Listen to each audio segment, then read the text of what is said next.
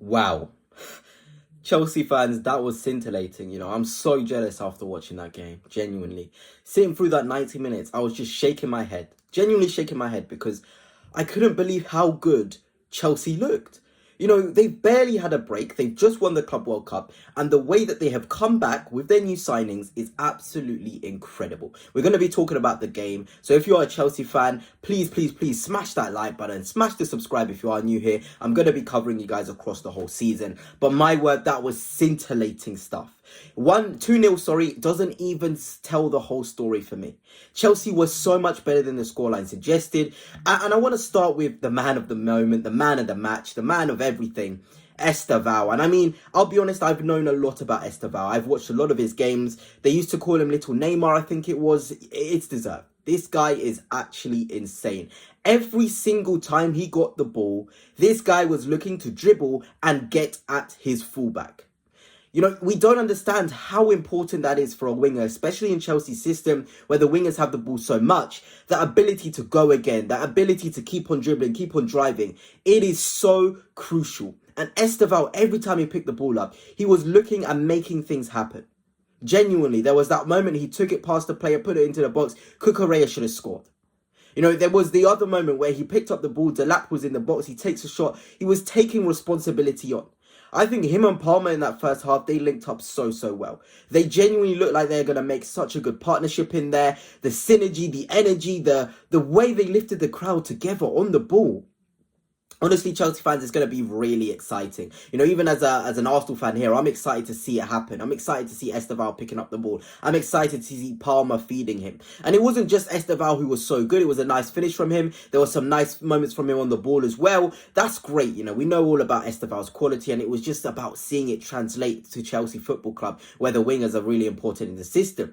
But Cole Palmer being Cole Palmer once again. So many times he was picking up the ball. He wasn't stropping about. There can be this thing where another really good player comes into the side and you as a superstar, you're normally used to being the main man. You may go into your shell and not try things. Palmer looked unreal. Looked like he's never left. Picking up the ball in deeper positions, picking up the ball in the final third, the way he manipulates the ball, the quality he has, the way he tries to find the pass. It is so impressive. I genuinely like Cole Palmer so much. He's one of the better players in the world right now. I genuinely believe that. Whether he was picking up the ball on the left side, on the right side, he was making things happen. And I love to see players that make things happen. It was the rotations as well in that first half between Palmer, between Estevão, between Delap as well, who I think was really good in terms of his movement, was so incredible to watch. I was just so sort of just sitting there, like I'm being genuinely honest. I was sitting there just shaking my head thinking, Chelsea have got the secret formula. They've got the secret formula. And I felt a little bit for Tyreek George because he had a good game himself, but just the way the other players were shining, you couldn't help but think, damn, how's Tyreek George going to get these starts? Because, I'll talk about Gittens later because... But yeah, Tyreek George wasn't bad whatsoever, but he needs to go. He genuinely needs to go in terms of for his career, for his development. He had great moments himself, but you can see the gap in quality between him and the other Chelsea signings. It was really good. Delap had a couple of opportunities where he could have done a lot better. But look, you have Delap on the pitch. You can also bring on João Pedro. And I think it's about time we talk about that second half performance with a lot of those new signings coming on. Jarell Hato, as an Arsenal fan, I've followed him so much. So much because Arsenal have been linked with him. And seeing him go to Chelsea, it hurt. Because I know this guy is really good as a left back. You saw him defending those channels really well. There was a 1v1. He dealt with it so well.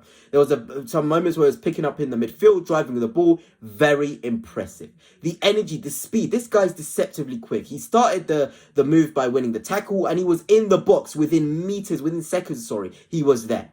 That cannot be underestimated. On the ball as well, so comfortable. Cucurella and Hato as options. I know the Colwill injury isn't great, but that is so good. You couldn't ask for better left-back depth in terms of that. And I've actually forgotten to talk about Josh Akinpong. I think he was so good. Physically up against Patrick Schick, he was able to put himself about.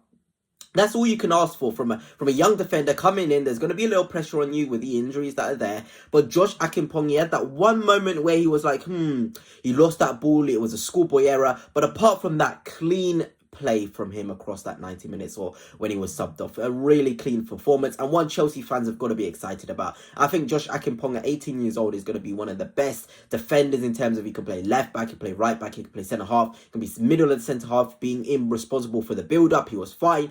I was genuinely impressed with what I saw from Josh Akínpong. You know, it really was. You know, I am actually forgetting to talk about other players like Moises Caicedo, who looked really good in that first half, but we know about Moises Caicedo. This guy is just another world, another level in terms of the way he is in that midfield, winning the ball back.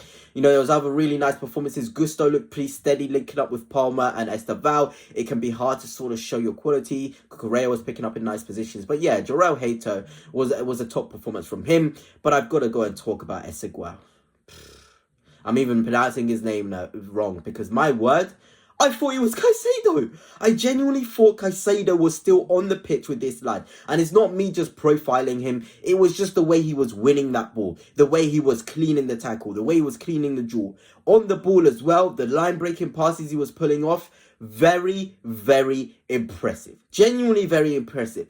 And it's those little details off the ball and on the ball which make you a world beater. You know, I'm not saying he's a world beater. I'm just saying there are certain aspects of his game where I thought, this guy, oh my word, physically he looked strong. And it wasn't just like they gave him a minutes with Caicedo. They had Enzo. No, it was, have that game to yourself. Have the 45 minutes to yourself. We're going to leave you in there with 2 attacking 8s. And we're going to sort of hope what you do, see what you do. You know, he had Andre in front of him.